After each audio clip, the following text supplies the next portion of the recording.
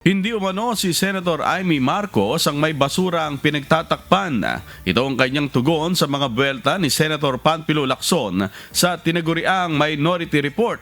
Isa itong dokumento mula sa mga pagdinig ng Senate Blue Ribbon Committee sa flood control scandal.